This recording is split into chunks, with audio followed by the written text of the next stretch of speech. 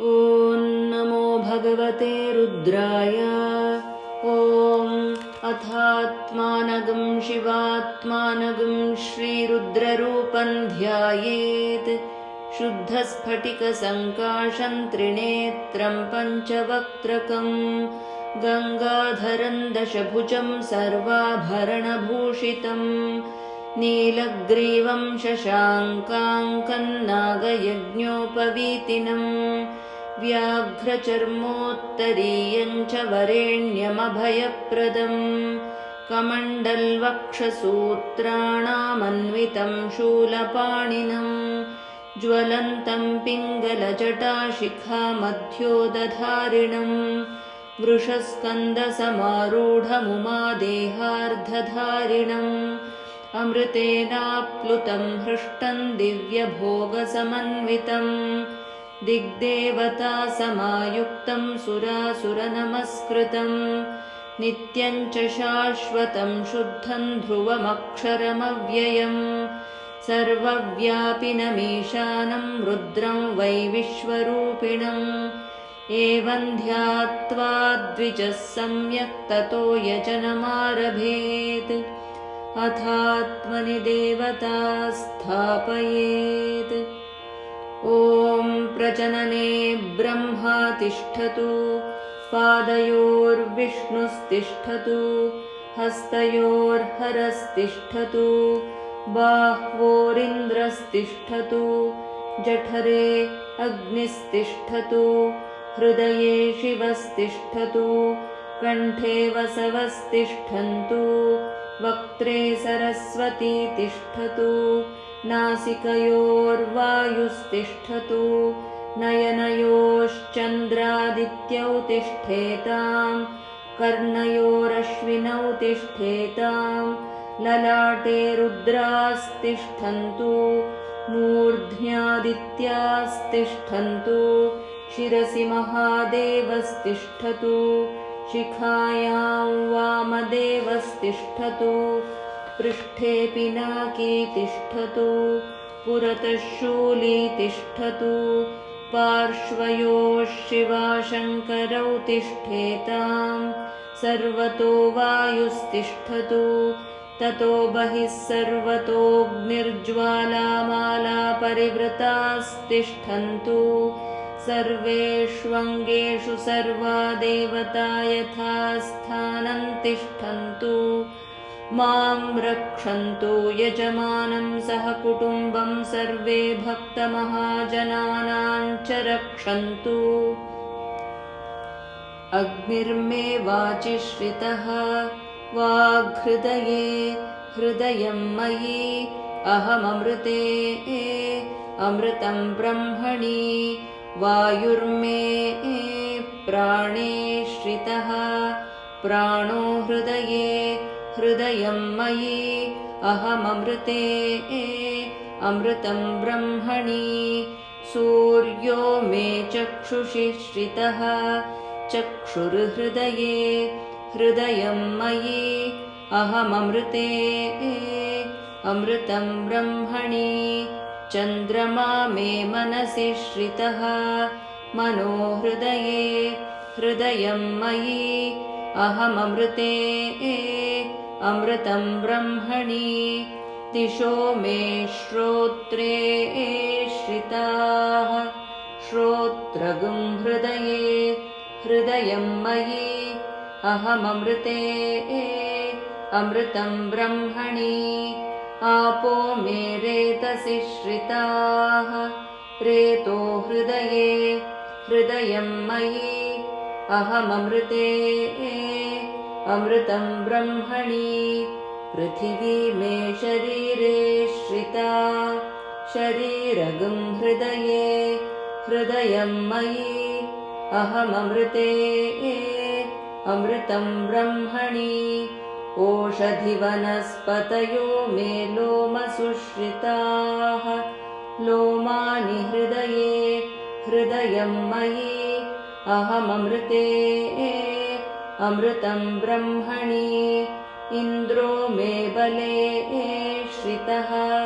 बलगं हृदये, हृदयं मयि अहममृते अमृतं ब्रह्मणि पर्जन्यो मे मूर्ध्नि श्रितः मूर्धा हृदये हृदयं मयि अहममृते अमृतं ब्रह्मणि ईशानो मे मन्यौ श्रितः मन्युर्हृदये हृदयं मयि अहममृते अमृतं ब्रह्मणि आत्मा आत्मनि श्रितः आत्मा हृदये हृदयं मयि अहममृते अमृतं ब्रह्मणि पुनर्म आत्मा पुनरायुरागात् पुनः प्राणः पुनराकूतमागात् वैश्वानरो रश्मिभिर्वावृधानः अन्तस्तिष्ठत्वमृतस्य गोपाः आराधितो मनुष्यैस्त्वं सिद्धैर्देवासुरादिभिः आराधयामि भक्त्या त्वां मां गृहाण महेश्वर आत्वा वहन्तु हरयः सचेतसः श्वेतैरश्वैः सह केतुमद्भिः वाताजिरैर्बलवद्भिर्मनोजवैरायाहि शीघ्रं मम हव्याय शर्वो अस्य श्रीरुद्राध्याय प्रश्नमहामन्त्रस्य अघोरऋषिः अनुष्टुप् छन्दः सङ्कर्षणमूर्तिस्वरूपो योऽसावादित्यः परमपुरुषः स एष रुद्रो देवता नमः शिवायेति बीजं शिवतरायेति शक्तिः महादेवायेति कीलकम् श्रीसाम्ब सदाशिवप्रसादसिद्ध्यर्थे जपे विनियोगः अग्निहोत्रात्मने अङ्गुष्ठाभ्यां नमः दर्शपूर्णमासात्मने तर्जनीभ्यां नमः चातुर्मास्यात्मने मध्यमाभ्यां नमः निरूढपशुबन्धात्मने अनामिकाभ्यां नमः ज्योतिष्टोमात्मने कनिष्ठिकाभ्यां नमः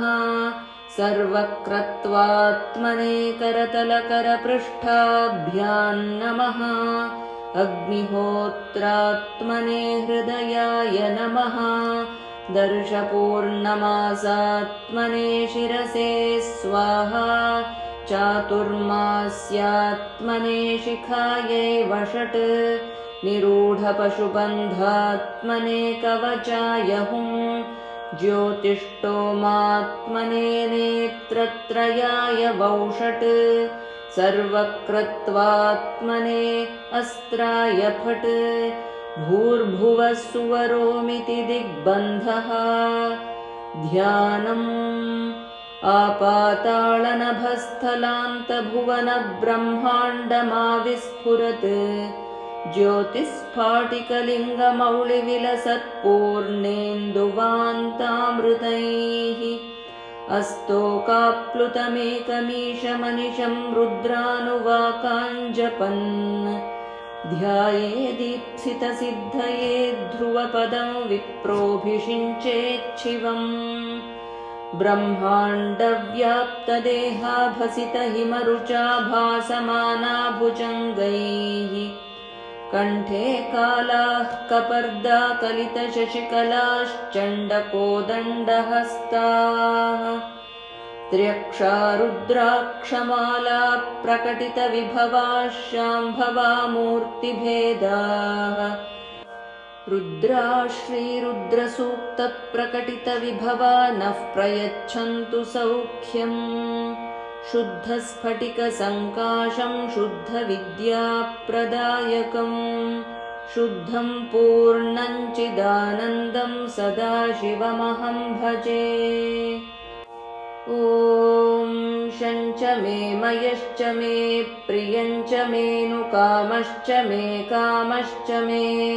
सौमनसश्च मे भद्रञ्च मे श्रेयश्च मे वस्यश्च मे यशश्च मे भगश्च मे द्रविणञ्च मे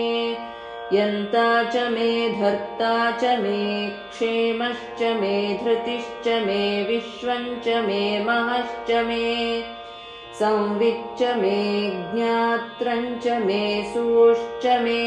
प्रसूश्च मे सीरञ्च मे